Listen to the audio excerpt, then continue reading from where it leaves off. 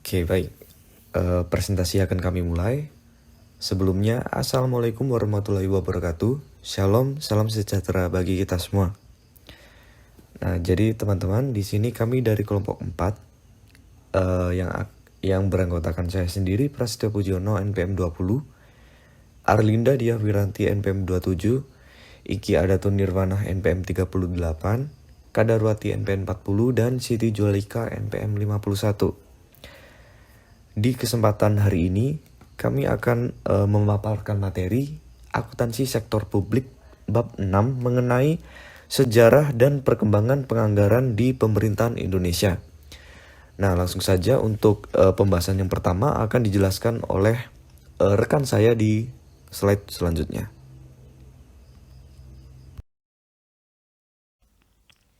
Yang pertama ada pendahuluan. APBN merupakan rencana keuangan tahunan pemerintahan yang disetujui oleh DPR. APBN yang dipakai di Indonesia mengacu pada anggaran pendapatan dan belanja negara yang dikelola oleh pemerintah pusat. Setiap pengelolaan APBN ini akan ditetapkan dalam undang-undang.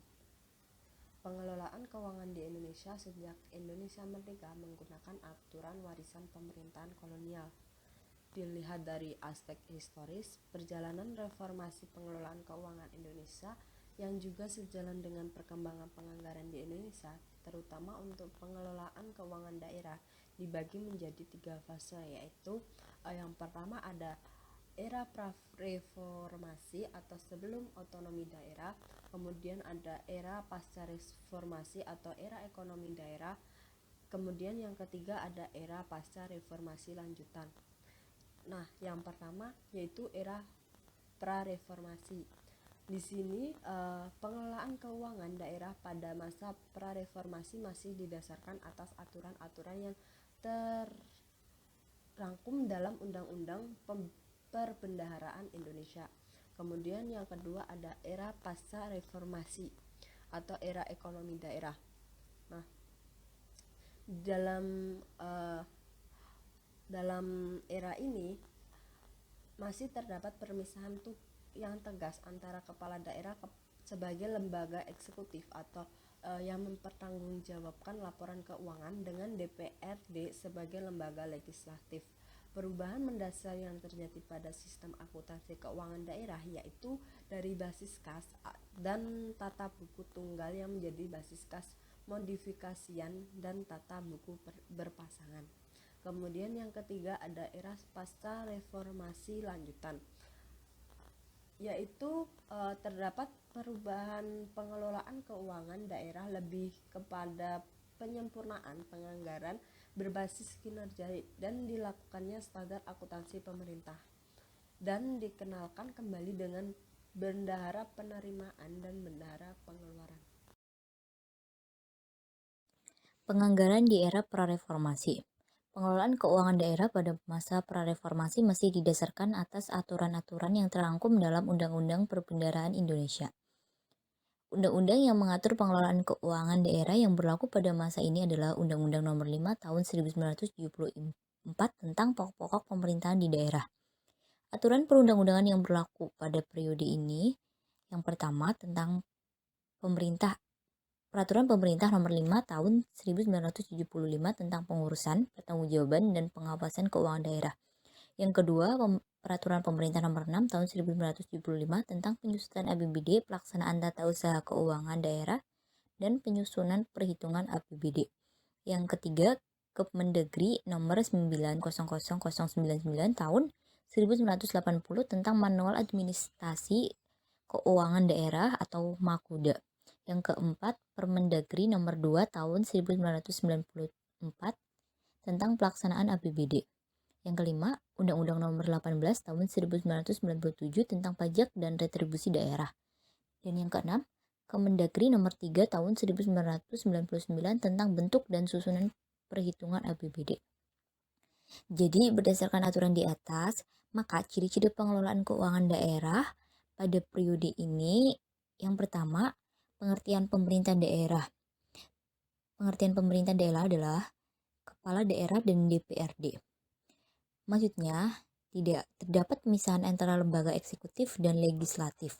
Yang kedua, perhitungan APBD berdiri sendiri, terpisah dari pertanggungjawaban kepala daerah. Yang ketiga, bentuk laporan perhitungan APBD terdiri atas yang pertama perhitungan APBD, yang kedua nota perhitungan, yang ketiga perhitungan kas dan pencocokan antara sisa kas dan sisa perhitungan dilengkapi dengan lampiran ringkasan perhitungan pendapatan dan belanja. Yang keempat, pinjaman. Baik pinjam pemerintah daerah dan BUMD diperhitungkan sebagai pendapatan pemerintah daerah dan masuk dalam pos penerimaan pembangunan. Yang kelima, unsur-unsur yang terlibat dalam penyusunan APBD adalah pemerintah daerah yang terdiri atas kepala daerah dan DPRD dan belum melibatkan masyarakat. Jadi APBD disusun oleh DPRD secara bersama-sama dengan kepala daerah. Yang keenam, bentuk dan susunan APBD pada periode ini mengalami 2 kali perubahan, yaitu pada awalnya berdasarkan Undang-Undang Nomor 6 Tahun 1975, susunan APBD terdiri atas anggaran rutin dan anggaran pembangunan. Anggaran rutin dan anggaran pembangunan kemudian dibagi lagi masing-masing menjadi pendapatan dan belanja rutin, serta pendapatan dan belanja pembangunan.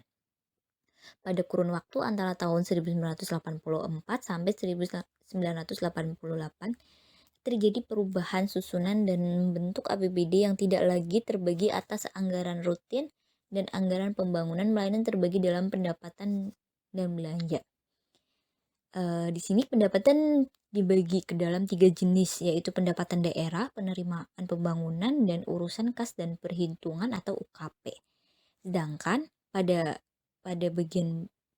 belanja terbagi menjadi belanja rutin dan belanja pembangunan. Perubahan keduanya terjadi pada tahun 1998, yaitu pada pos pendapatan daerah. Yang semulanya pendapatan daerah terbagi menjadi 4 klasifikasi, yaitu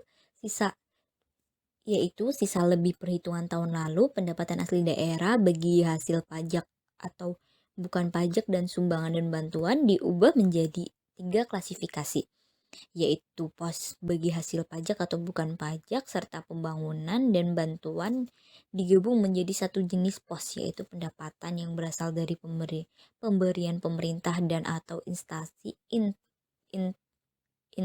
yang lebih tinggi. Yang ketujuh, indikator kinerja pemerintah daerah. Jadi di sini indikator kinerja pemerintah daerah itu mencakup yang pertama perbandingan antara anggaran dan realisasinya, yang kedua perbandingan antara standar biaya dengan realisasinya, dan yang ketiga target dan presentasi fisik proyek yang tercantum dalam penjabaran perhitungan APBD. Yang ke-8, laporan keuangan pertanggungjawaban kepala daerah dan laporan perhitungan APBD baik yang dibahas DPRD maupun yang tidak dibahas DPRD tidak mengandung konsekuensi terhadap masa jabatan kepala daerah. Pertanggungjawaban atas pengelolaan anggaran lebih ditunjukkan kepada pemerintah yang lebih tinggi. Yang ke-9, proses penyusunan anggaran menggunakan sistem tradisional. Yang dimaksud dengan sistem tradisional ini dengan menggunakan pendekatan inkremental dan line item yang menekankan pada pertanggungjawaban setiap input yang dialokasikan. Jadi dalam pendekatan ini anggaran disusun berdasarkan jenis penerimaan dan pengeluaran. Tujuan dari pendekatan ini yaitu untuk mengendalikan setiap pengeluaran yang dilakukan. Dan yang 10, sistem pencatatan yang dilakukan masih sangat sederhana. Sederhana di sini yaitu menggunakan sistem tata buku tunggal berbasis kas yang lebih berbentuk kegiatan pembukuan, bukan kegiatan akuntansi. Selain itu, kegiatan pembendaraan seperti mengadministrasikan penerimaan dan pengeluaran lebih diutamakan dibandingkan pembukuan. Tata buku kas juga disebut dengan tata buku anggaran atau stelsel kameral. Menurut sistem pembukuan ini, penyusunan anggaran dan pembukuan saling berhubungan dan mempengaruhi, sehingga yang terjadi pada periode prareformasi, perhitungan anggaran menjadi sangat lama, bahkan membutuhkan waktu 2 tahun untuk menyajikan laporan perhitungan anggaran. Akibatnya, laporan perhitungan anggaran menjadi tidak relevan lagi digunakan sebagai instrumen untuk mengevaluasi kinerja pemerintah daerah pada saat itu. Dan yang ke-11, dalam tahap pengawasan dan pemeriksaan serta penyusunan dan penetapan perhitungan APBD, pengendalian dan pemeriksaan atau audit terhadap APBD bersifat keuangan dan belum memperhitungkan pertanggungjawaban dari aspek lain seperti kinerja. Pengawasan terhadap pengeluaran daerah dilakukan berdasarkan ketaatan terhadap 3 unsur utama, yaitu 3 unsur utama ini yaitu unsur ketaatan pada peraturan perundang-undangan yang berlaku, kehematan dan efisiensi serta hasil program.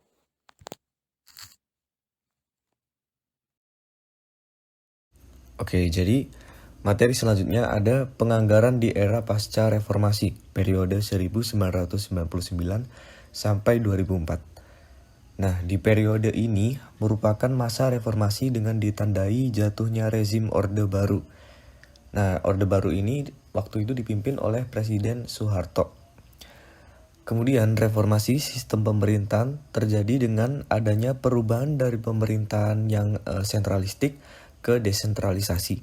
Jadi yang waktu itu sistem pemerintahannya sentral atau terpusat, sekarang berubah menjadi desentralisasi. Jadi daerah-daerah itu diberi kewenangan juga untuk memimpin daerahnya sendiri. Nah, sistem desentralisasi melahirkan otonomi daerah.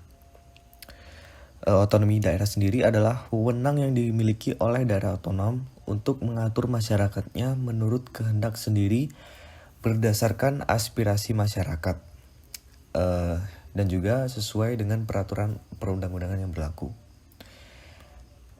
Berdasarkan peraturan perundang-undangan yang udah berlaku, pengelolaan keuangan daerah pada masa reformasi ini memiliki beberapa perbedaan dengan masa pra-reformasi, yaitu sebagai berikut.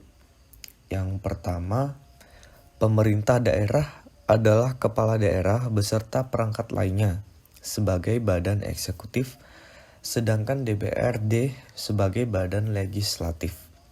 Jadi, terdapat pemisahan yang tegas antara lembaga legislatif dan eksekutif.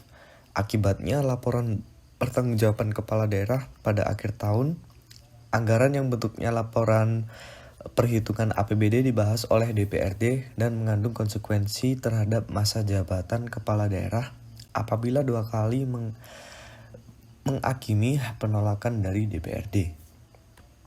Namun demikian, perubahan perjalanan politik di lapangan mendorong posisi eksekutif sejajar dengan legislatif, sehingga legislatif tidak dapat begitu saja menjatuhkan posisi kepala daerah hanya karena pengelolaan APBD.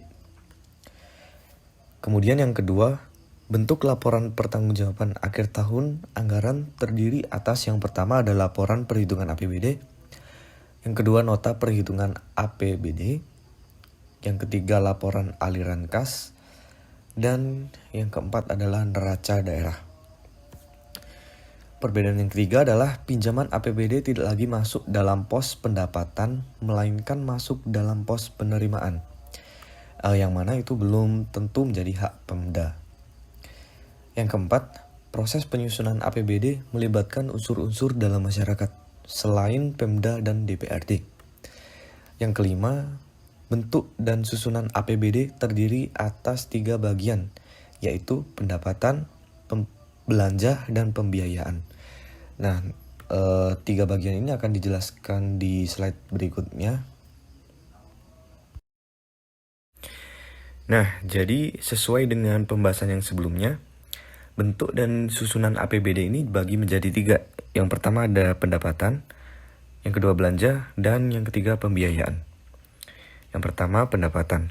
Nah, jadi APBD ini pendapatannya itu berasal dari yang pertama ada namanya PAD.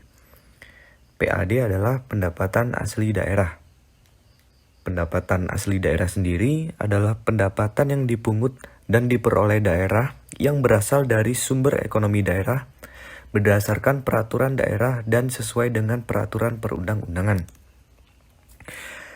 Nah, pendapatan asli daerah ini menurut Undang-Undang 32 tahun 2004 tentang pemerintah daerah, pendapatan asli daerah ini dibagi dalam beberapa jenis.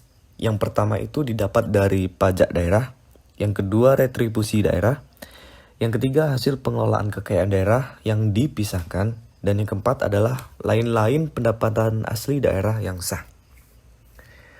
Oke, terus yang kedua, pendapatan APBD ini berasal dari dana perimbangan.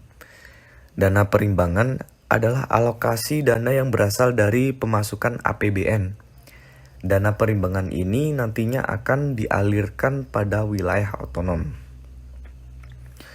Kemudian yang ketiga adalah pendapatan lain-lain daerah yang sah. Kemudian pembahasan yang kedua adalah belanja. Belanja ini dibagi lagi.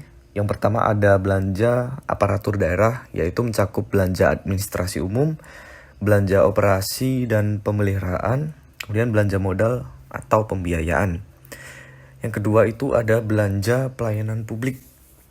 Di situ ada belanja administrasi umum, belanja operasi dan pemeliharaan, serta belanja modal. Kemudian yang ketiga itu ada belanja bagi hasil dan bantuan keuangan.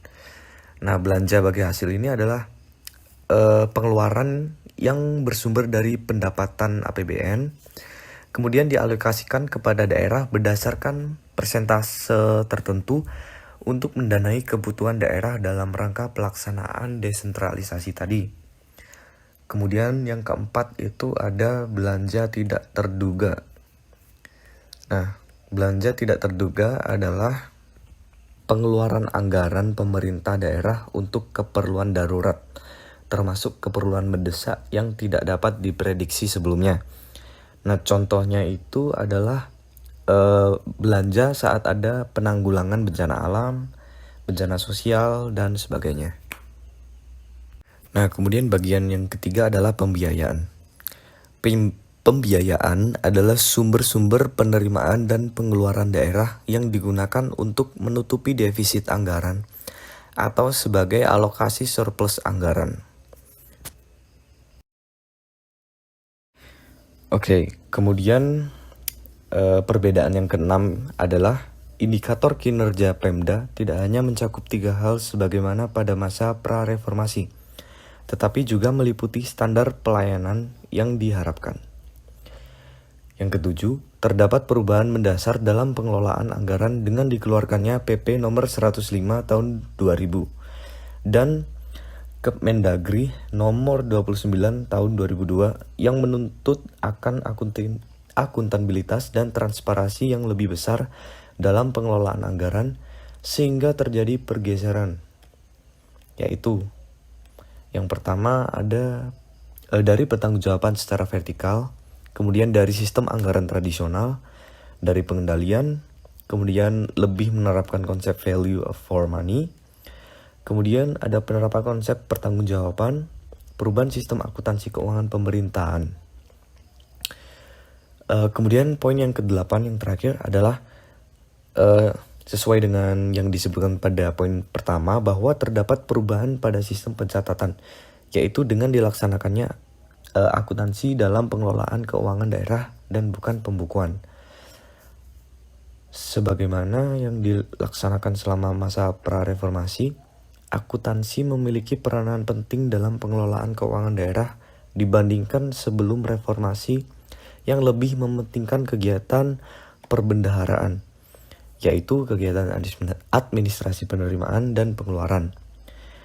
Nah, namun demikian kegiatan akuntansi keuangan daerah pada masa ini masih bersifat sentralisasi di tingkat Satuan Kerja Pengelolaan Keuangan Daerah atau SKPKD. Sehingga penyajian laporan keuangan masih hanya pada tingkat pemerintah daerah, belum pada tingkat Satuan Kerja Perangkat Daerah atau SKPD. Pada masa ini juga belum ada standar akuntansi pemerintahan sehingga terjadi kebingungan dan ketidakseragaman pelaksanaan akuntansi pada tingkat pemerintahan daerah. Nah, selanjutnya akan dijelaskan oleh rekan saya.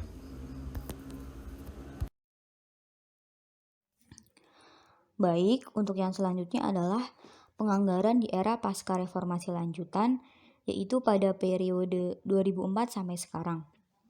Nah, pada periode ini merupakan kelanjutan dari periode yang sebelumnya. yaitu melanjutkan reformasi pengelolaan keuangan negara dengan diterbitkannya 3 paket undang-undang tentang keuangan negara, yaitu yang pertama ada UU nomor 17 tahun 2003 tentang keuangan negara, UU nomor 1 tahun 2004 tentang perbendaharaan negara, dan Undang-Undang nomor 15 tahun 2004 tentang pemeriksaan pengelolaan dan tanggung jawab keuangan negara.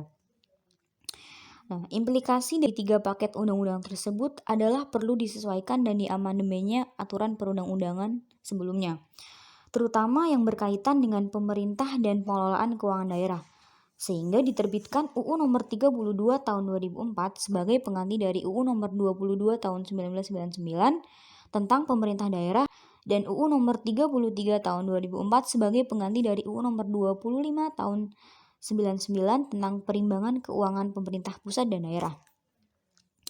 Nah, selain itu, UU nomor 17 tahun 2003 mengamanatkan untuk membuat standar akuntansi pemerintahan. Maka pada tanggal 13 Juni 2005, pemerintah menerapkan PP nomor 24 tahun 2005 tentang standar akuntansi pemerintah. Nah, jadi peraturan pemerintah tersebut ini menjadi acuan bagi penyusunan laporan keuangan, pemeriksa laporan keuangan, dan pengguna laporan keuangan daerah. Sedangkan pada APBN dengan adanya peraturan pemerintah ini menyebabkan pencatatan pembukuan berubah dari berbasis kas menjadi berangsur-angsur berbasis akrual.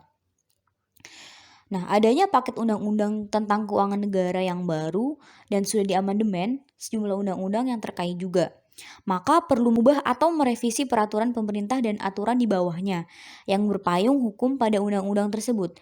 Misalnya, PP nomor 105 tahun 2000 diganti dengan PP nomor 58 tahun 2005 tentang pengelolaan keuangan daerah. Sehingga berdampak pada berubahnya aturan teknis di bawahnya, yaitu Kemendagri nomor 29 tahun 2002 diganti dengan Permendagri nomor 13 tahun 2006, yaitu tentang pedoman pengelolaan keuangan daerah. Kemudian pada tahun 2007, Permendagri nomor 13 tahun 2006 kembali direvisi oleh Permendagri nomor 59 tahun 2007, yaitu tentang perubahan atas Permendagri nomor 13 tahun 2006. Dan kemudian di tahun 2011, Permendagri nomor 13 tahun 2006 kembali diubah untuk yang kedua kalinya, yaitu dengan diterbitkannya Permendagri nomor 21 tahun 2011 tentang perubahan kedua Permendagri nomor 13 tahun 2006. Selain itu, juga untuk melengkapi dan memperjelas pelaksanaan Permendagri nomor 13 tahun 2006 dan perubahannya, diterbitkan lagi sejumlah aturan teknis seperti Permendagri nomor 55 tahun 2008, yaitu untuk menjelaskan penerapan penatausahaan keuangan daerah dan menerbitkan Permendagri setiap tahun sebagai pedoman penyusunan APBD tahun anggaran berikutnya. Nah, perubahan aturan perundang-undangan ini akan terus berlanjut, sebagaimana dikatakan oleh Halim dan Kusufi pada tahun 2012. Beliau mengatakan peraturan perundang-undangannya masih terus mengalami proses revisi dan atau penyempurnaan dan akan selalu mengalami revisi, tetapi tampaknya tidak akan mengubah aplikasi konsep dasar akuntansi. Nah, jadi peraturan perundang-undangan ini akan terus mengalami penyempurnaan. Jadi untuk lebih menjelaskan atau membenarkan perundang-undangan yang sebelumnya masih kurang sempurna. Nah, kemudian beberapa perubahan mendasar yang terjadi pada periode ini adalah sebagai berikut. Nah, yang pertama ada dikenalkan kembali bendahara penerimaan dan bendahara pengeluaran untuk mengadministrasikan penerimaan dan pengeluaran anggaran. Yang kedua ada pengelompokan belanja diganti dari belanja aparatur, belanja pelayanan publik, belanja bagi hasil dan bantuan keuangan, dan belanja tidak terduga menjadi belanja langsung dan belanja tidak langsung yang dikaitkan dengan keterkaitan langsung maupun tidak langsung dengan program dan kegiatan. Yang ketiga ada diterapkannya konsep multi-terms expenditure framework atau disingkat sebagai MTEF. Kemudian yang keempat ada perlunya penyusunan sistem akuntansi keuangan daerah yang mensyaratkan adanya standar akuntansi pemerintah dan prosedur akuntansi keuangan daerah untuk menjamin konsistensi dalam pelaporan keuangan. Nah, jadi pada periode ini pengakuan pendapatan, belanja, dan pembiayaan itu menggunakan basis cash toward accrual. Nah, basis akuntansi ini berimplikasi pada penggunaan dua basis akuntansi yang berbeda pada beberapa pos atau akun dan penyajian laporan keuangan. Nah, basis kas digunakan untuk mengakui pos pendapatan, belanja, dan pembiayaan dalam laporan realisasi anggaran atau LRA. Dan basis akrual digunakan untuk mengakui pos aset, kewajiban, serta ekuitas dalam neraca. Kemudian yang kelima ada konsekuensi dari diterbitkannya PP nomor 24 tahun 2005 dan PP nomor 58 tahun 2005 adalah pengelolaan keuangan daerah bergeser dari sentralisasi ke desentralisasi atas proses pengelolaan keuangan daerah. Dan tanggung jawab pengelolaannya yang telah didelegasikan dari kepala daerah kepada masing-masing kepala SKPD. Oleh karena itu, SKPD menjadi entitas akuntansi yang harus melaksanakan akuntansi sebagai bagian dari entitas pelaporan. Nah, kemudian setelah PP nomor 24 tahun 2005 berlaku selama 5 tahun, pada tahun 2010, KSAP menerbitkan SAP berbasis akrual yang diterapkan dengan PP nomor 71 tahun 2010 dan menggantikan PP nomor 24 tahun 2005. Nah, meski demikian, para ahli berpendapat bahwa berlakunya PP nomor 71 tahun 2010 bukan merupakan tahapan tersendiri dari perkembangan pengelolaan keuangan negara, melainkan bagian dari tahap periode pasca reformasi lanjutan yang dipengaruhi oleh keberadaan UU nomor 17 tahun 2003. Nah, penerapan akuntansi pemerintah berbasis akrual sebagaimana yang tertuang dalam PP nomor 71 tahun 2010 merupakan amanat dari UU nomor 17 tahun 2003 pasal 26. Standar akuntansi yang diterapkan pada PP nomor 24 tahun 2005 adalah standar akuntansi yang ditujukan untuk masa transisi menuju akuntansi pemerintahan berbasis akrual. Nah, selain itu, PP nomor 71 tahun 2010 hanya memberlakukan basis akrual pada sistem akuntansinya dan tidak berlaku pada sistem penganggaran. Nah, namun pada PP nomor 71 tahun 2010 masih memberlakukan basis kas untuk penyusunan laporan keuangan anggaran. Serta entitas pemerintah yang belum siap melaksanakan basis akrual secara penuh masih diperkenankan untuk menggunakan basis kas menuju akrual. Nah, oleh karena itu, penerapan akuntansi berbasis akrual berdasarkan PP nomor 71 tahun 2010 merupakan agenda di masa mendatang bagi entitas pemerintah, yaitu baik pemerintah pusat maupun pemerintah daerah. Selanjutnya yaitu agenda di masa mendatang. Upaya peningkatan kualitas penganggaran dalam pemerintahan di Indonesia harus tetap dilakukan secara terus-menerus untuk mengembangkan konsep dan praktik penganggaran dalam organisasi pemerintah. Pengembangan konsep dan praktik penganggaran sebagai upaya untuk memenuhi amanat peraturan perundang-undangan seperti amanat untuk melaksanakan akuntansi pemerintah berbasis akrual, sebagaimana yang diamanatkan pada Undang-Undang Nomor 17 Tahun 2003 Pasal 36 yang mempersyaratkan diterapkannya penganggaran berbasis akrual. Selain itu, pengembangan dilakukan karena tuntutan publik atau terdapat permasalahan di dalam praktik penganggaran yang dilakukan sebelumnya, hingga diperlukan perbaikan yang dapat meningkatkan kinerja pemerintah. Pada pasal 36 ayat 1 Undang-Undang Nomor 17 Tahun 2003 menyatakan bahwa pengakuan dan pengukuran pendapatan dan belanja menggunakan basis akrual selambat-lambatnya dilaksanakan 5 tahun setelah Undang-Undang Nomor 17 Tahun 2003 diterbitkan atau diberlakukan. Pernyataan tersebut diulang kembali pada Undang-Undang Nomor 1 Tahun 2004 tentang Perbendaharaan Negara Pasal 70 Ayat 2. Kedua pasal tersebut menyiratkan pemerintah agar melaksanakan penerapan keuangan negara berbasis akrual. Tidak hanya sistem akuntansinya saja, melainkan sistem penganggarannya juga berbasis akrual. Namun, amanat undang-undang untuk menerapkan sistem keuangan berbasis akrual bukan perkara yang mudah, karena contoh penerapan basis akrual di berbagai negara menunjukkan hasil yang berbeda-beda dan hanya sedikit yang berhasil. Berlakunya standar akuntansi pemerintah berbasis akrual dengan diterbitkannya Peraturan Pemerintah Nomor 71 tahun 2010 tentang standar akuntansi pemerintah belum menunjukkan bahwa pemerintah menerapkan basis akrual secara penuh. Penerapan basis akrual hanya pada sistem akuntansinya saja, sedangkan pada sistem penganggaran masih menggunakan basis kas. Penerapan sistem keuangan pemerintah berbasis akrual secara penuh tidak mudah dan akan menghadapi berbagai macam kendala yang akibatnya akan menimbulkan kerugian pada pemerintah. Selain itu, penerapan basis akrual perlu dilakukan kajian serta pertimbangan terlebih dahulu karena selain rumit juga diperlukan sumber daya manusia yang berkompeten dan ahli dalam pengelolaan keuangan pemerintah.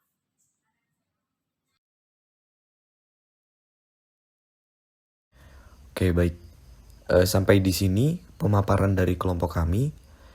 Semoga materi yang kita bahas bersama hari ini bisa berguna bagi teman-teman semua dan bagi kelompok kami sendiri. Nah, sebelum kami tutup, kami akan mengutip dari kata-kata Eleanor Roosevelt, yaitu masa depan adalah milik mereka yang mempercayai keindahan impian mereka. Nah, sekian teman-teman, terima kasih.